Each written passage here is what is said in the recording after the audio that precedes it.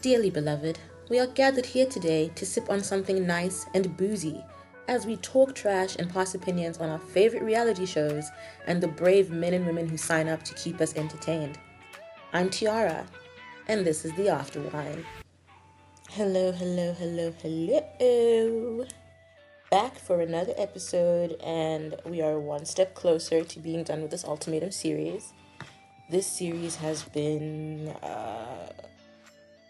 wow, how am I going to describe this? It has been a very real look at and reflection of the times we are in right now in just terms of like dating, misogyny, the manosphere, just toxicity, the very deep need for therapy all the way around.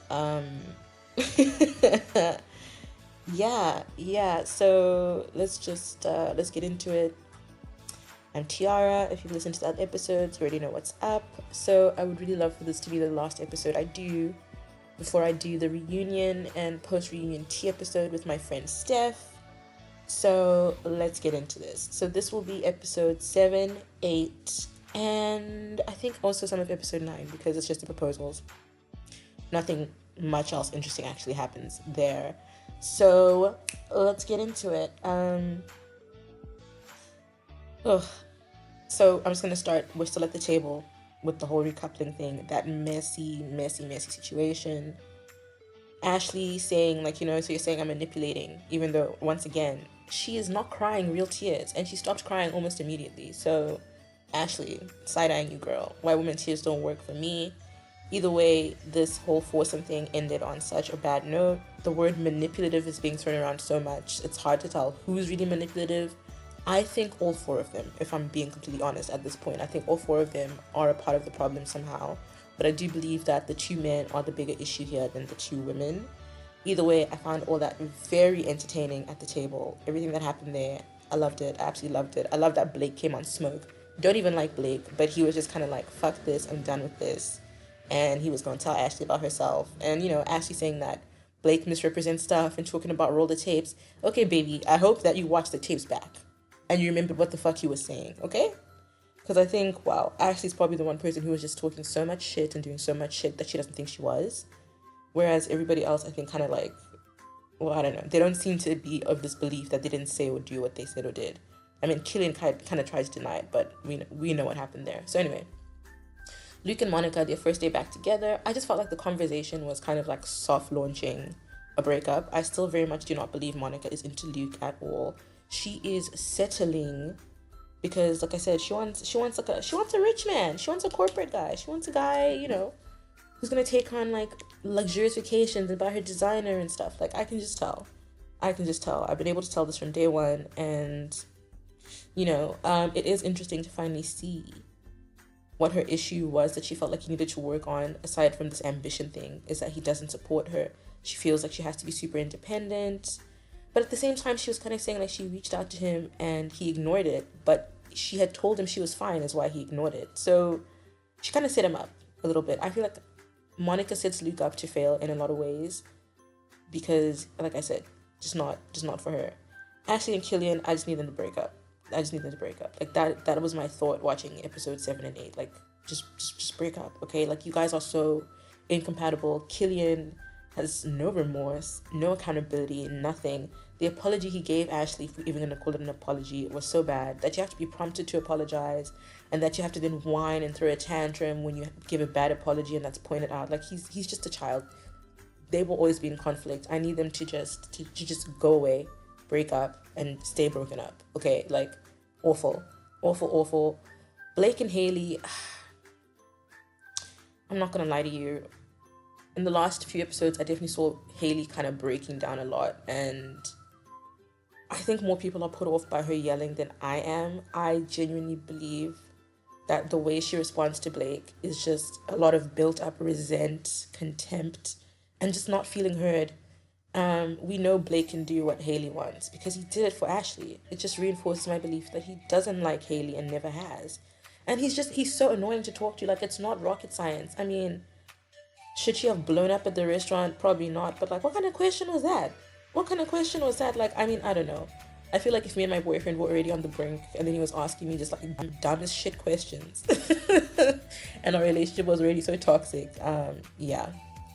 Him asking ChatGPT is just fucking performative to me. I know he's trying to make it seem like it's about eggshells, but I just think like Blake is honestly kind of a sociopath. That's why he needs ChatGPT. He's not neurodivergent, unless sociopathy is neurodivergence. That's the only neurodivergence he is. That's the only neurodivergence he is. That is the only spectrum he's on. The sociopath spectrum, okay? Either way, they are just so miserable together. It cannot work. They need to just end it. I just need them to break up. Okay, they suck together. It's awful. It's awful. I mean, yeah, they just suck. They both just suck. The Casey and David thing, I found their conversation after the recoupling well, it wasn't after the recoupling, but it was one of their conversations when they're back together. And he's talking about, he was kind of talking to Casey about what he doesn't get from her or how he felt their relationship was, I guess, bad before. And she looked so shocked. She looked so completely surprised and confused. Like, he kind of was painting it out like she's been a total bitch to him this whole time and that's why nothing's worked. But it's the first time I've heard either of them even hint at Casey being an issue in some ways. So that was very confusing for me. I was like, where is this coming from?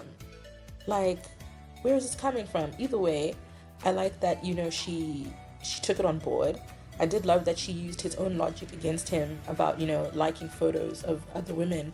No, you're not liking the photos because of their outfits, David. Shut the fuck up. Like, he's so annoying. He's so misogynistic. She doesn't like it, so stop it. Isn't that what you said, right? That in a relationship, if your partner doesn't like something, that's all it takes. You must just stop it. Yeah. You talk the talk, now walk the walk. Hate him. He's awful. He's awful. I feel like he's been very selfish. So now moving on to episode 8, back to Blake and Haley. I do think Haley has some great moments of self-awareness and introspection, but I don't know, her and Blake trigger the worst in each other. I think it's just because that's how bad the relationship has become. She does have a lot of trauma, but I think she needs to honestly be single, go to therapy, heal, mature a bit more. I don't think she's ready to be in a relationship. I don't think Blake will ever be ready to be in a relationship because something is off with that man, okay? Something is off. But yeah, Blake and Haley, she says such really aware things sometimes, but then she just messes it up by blowing up and failing to regulate herself. But her points are valid. I don't want to take away from what she's thinking or saying or feeling just because she screamed or she got loud. I hate when people do that to women, especially as a black woman. Yeah, maybe I'm crashing out, but does that make what I'm crashing out about invalid? I don't think so. I really don't think so. Killian and Ashley, I also think is another couple that just needs to break up. There's nothing to salvage there. They need so much therapy.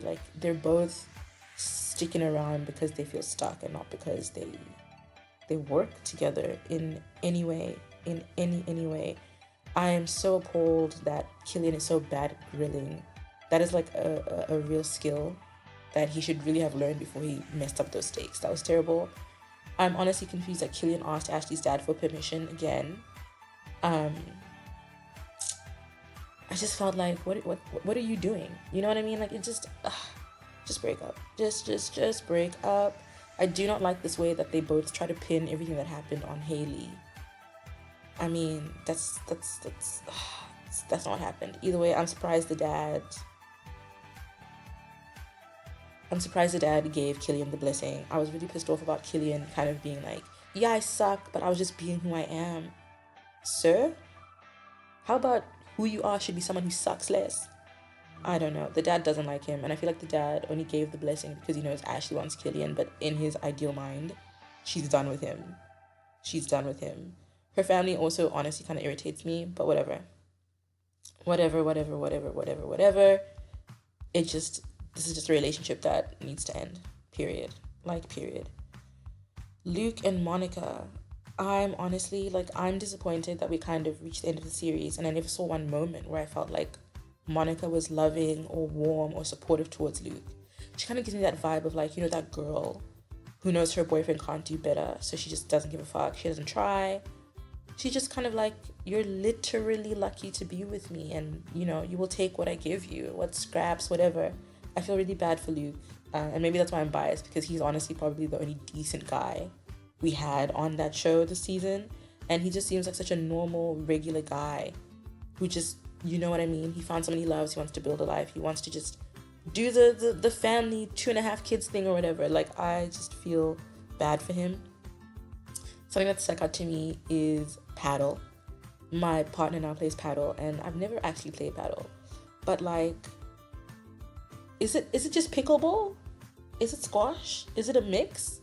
I've never played pickleball either, but it's kind of given pickleball. Where did I even see pickleball? On some other reality show I was watching. I think I saw it on like This Is Polly. Might do a series on that, because that was that was another interesting show. But let me not get sidetracked. Yeah, Monica is just as like misogynistic as David. You know, always talking about him being a leader, wearing the pants, feeling like the man. I don't know. She clearly wants this toxic, macho, masculine thing. She's been listening to the Manosphere too. And Luke is just very much not that. He's normal. Luke is normal. So, yeah, honestly, I honestly thought Monica would have been better off with Luke. I will say it's interesting that her parents are the only parents that I can tell actually like the male partner. Which I think, again, another point in Luke's book, he was the only normal man on this season. And I just, like, watching this scene, I couldn't help but feel bad for Casey, because this is exactly what she thought she was going to get when she left David at the table with her family, you know, that he was going to ask for the blessing and finally do the thing. And he's just David. We'll go back to that. The wedding thing, I thought that was very interesting, that, you know, she's wanted a specific kind of wedding this whole time, and now that she's known David for like 3 weeks, she wants like a destination wedding, you know, which is something that Luke doesn't want at all. And he's also quite surprised that her mind has changed so quickly. Again, I do not think Monica likes Luke. I think that if she does marry Luke, it's not going to last long, because she's not going to be able to keep settling for so long. It's going to start showing up in their relationship if it doesn't already. And I would hope that, honestly, Luke gets himself out of there once that happens. But yeah, I don't think Monica likes Luke at all. I don't think she likes him. I don't think she loves him. I don't think she'd put him out if he was on fire. I think she honestly hates him. I think, like, you know, typically in a toxic relationship, you can tell, like, oh, that guy hates this woman. And that's why it's so toxic. He just doesn't like her, but he doesn't want to be alone. Monica is that guy for me. Like, that's what her relationship gives. Casey and David talking about the parents and how he doesn't know them well after 5 years. To me, that speaks to they must live like on total opposite ends of the country, or that the parents and David have both made no effort. Because how will be 5 years and 3 promise rings in and y'all don't know each other well? As someone who is, you know, like 6.5 years in, and I know my in-laws quite well, but I don't think they could say the same. It's definitely about a lack of effort. And if any of you hear this, hello. I said what I said. Let's all sit with it. Her sister and her dad do not seem to like David, and I don't blame them. They seem like they are normal people with a normal picker. And they can see that David's just kind of been stringing her along, you know. I don't know, David seems to think he's the prize. And I think that's really the real problem in the relationship with Casey, is that David thinks he is the prize and that, like, Casey can't do better. Like, all this talk about women always looking at David and how he's a hot commodity. Where are these women who think David is attractive? Where are these women who check David out in public? Please put your hands up. Like, can we have a show of hands? Let me do a count. Because it cannot be as many women as they're making it seem.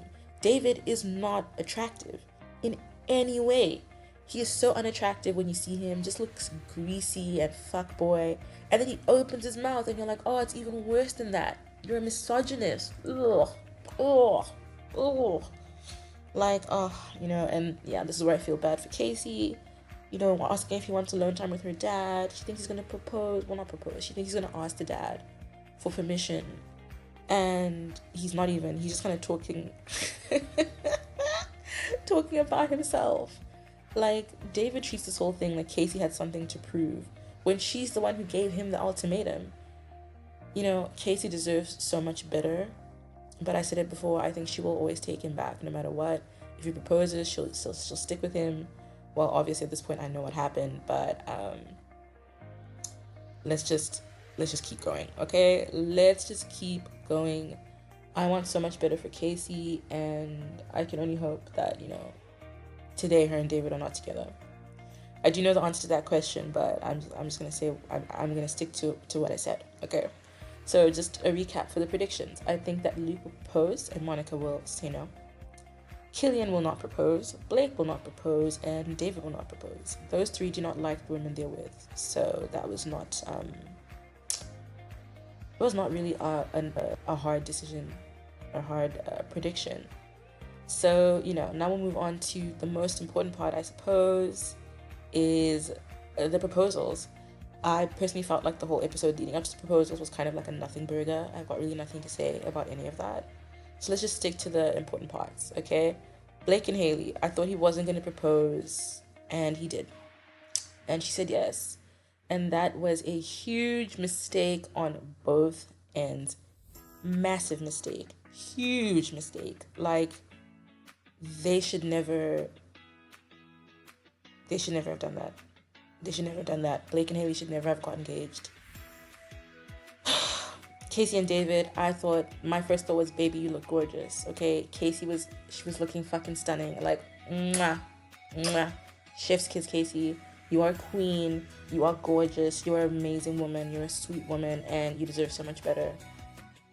But David did propose. And, yeah, she said yes. Unsurprising that, she would say yes. If he did propose, I'm surprised he did propose. I honestly felt like he was feeling Monica more than I saw him feel Casey that whole time. So yeah, my prediction for now is that, barring some unforeseen natural disaster, she will marry this man. Okay? Ashley and Killian, her boobs look ridiculous as fuck. Her boobs look so ridiculous. At this point, I think you can tell, like, I do not like Ashley anymore. I had not mentioned her painful looking filler before because I was kind of feeling sorry for the girl, but no. All your work looks terrible. I saw your pics with Simone Biles without your work. Who is that? Who is she? Who are you? Okay. So yeah, he proposed. Luke and Monica. Not surprised he proposed. Surprised she said yes. I actually thought that she was gonna stop him and be like, sorry bro, this is not gonna work out for us. But I was wrong. So I was pretty much wrong on all my predictions. Everybody got engaged, everybody said yes. I was wrong about that. My predictions for Jibin and Alex is that they would still be together, and Jessica, Grace, and Idris together still. Those are my predictions for the reunion.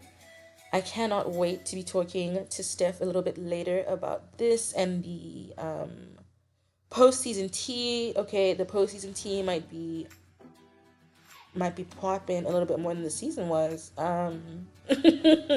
Lots to talk about and unpack and discuss. See you guys at the next episode. This is Tiara, and it's been the After Wine. Goodbye, guys.